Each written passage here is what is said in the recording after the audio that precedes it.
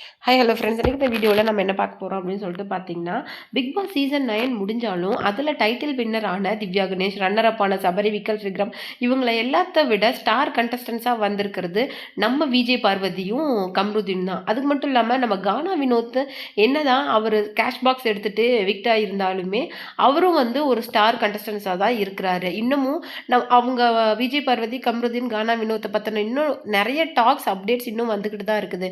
இந்த விதத்தில் விஜய் பார்வதி வந்து கமருதீனை சந்தேகப்படுறாங்க அப்படின்னு சொல்லிட்டு ஒரு சோஷியல் மீடியாவில் ஒரு விஷயம் வைரலாக போயிட்டுருக்கு. ஏன்னா அதுக்கு காரணம் வந்து விஜய் பார்வதி வந்து கமருதீனை ஸ்டார்ட் மியூசிக்கில் நடந்த விஷயங்கள், அதாவது கமருதீன் வந்து அரோரா, திவ்யா கணேஷ் இவங்க கூடலாம் நடந்துக்கிட்ட விஷயங்கள், அப்போ ரொம்ப ஜாலியாக ஃபன் பண்ணினது, அது மட்டும் இல்லாமல் அந்த கார்டாஸ்க் ரீக்ரியேஷனில் ஒரு ஃபன் பண்ணினது, இதெல்லாம் நினச்சி விஜய் பார்வதி சந்தேகப்படுறாங்க. அதான் அவங்க வேலண்டைன்ஸ் டே செலிப்ரேஷன் கூட பெருசாக இல்லை, அந்த மாதிரிலாம் நிறைய டாக் வந்து போயிட்டு இருந்துச்சு. அதுக்கு பதிலடி கொடுக்குற விதமாக தான் வைப் வித் பாருவில் எல்லா கொஷின்ஸுக்குமே 2 பேருமே ஆன்சர் பண்ணியிருந்திருப்பாங்க.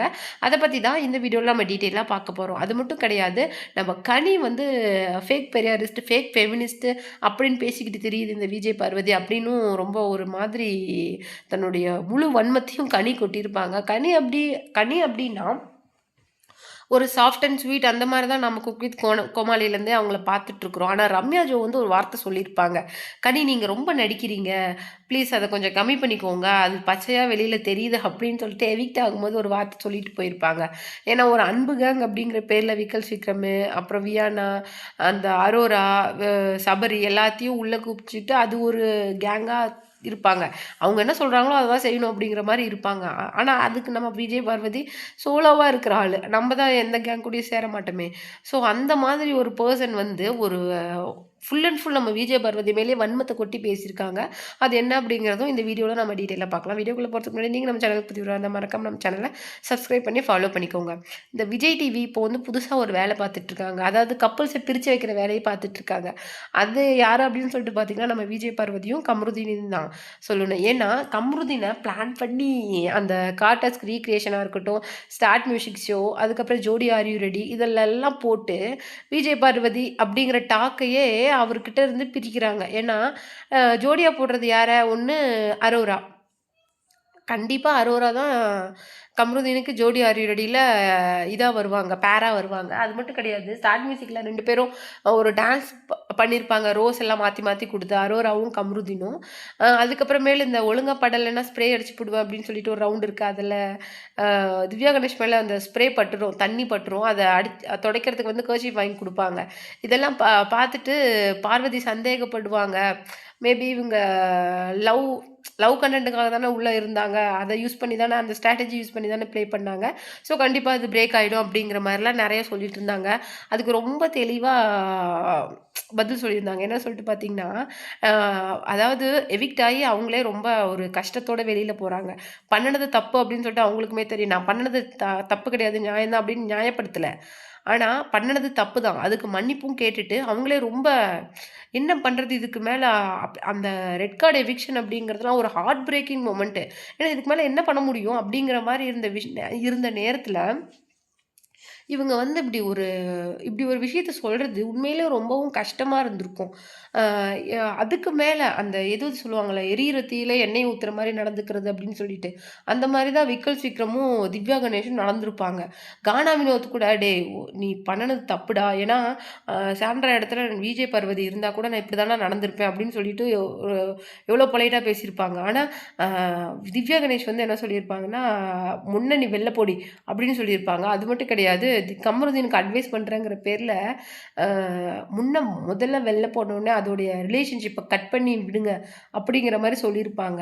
இதெல்லாம் இதெல்லாம் பார்க்கும்போது நமக்கு என்ன தெரியுது அப்படின்னா, நம்ம அரோராவாக இருக்கட்டும், திவ்யா கணேஷாக இருக்கட்டும், கனியாக இருக்கட்டும், சாண்ட்ரா சாண்ட்ரா அவங்கள கூட ஒரு இதில் விட்டுறலாம். ஏன்னா நேருக்கு நேர் எதிரி. ஆனால் இவங்கெல்லாம் பின்னாடி இருந்து பேசுறது, அதாவது திவ்யா கணேஷ் வந்து ஒரு இன்டர்வியூவில் சொல்லியிருக்காங்க, அதாவது ஒரு பர்சனோட லைஃப்பை கிட்ட இருந்தே ஸ்பாயில் பண்ணுறது அப்படின்னு சொல்லிட்டு ஒரு விஷயம் உங்களுக்கு தெரியுமா? அதுதான் விஜய் பார்வதி கம்ருதீனுக்கு பண்ணுனது. ஏன்னா கம்ருதீனோட லைஃப்பில் நடந்த ஒரு எல்லா ஒரு கஷ்டங்கள் அவன் ஃபேஸ் பண்ணுன விஷயம்லாம் எல்லாருக்குமே தெரியும்.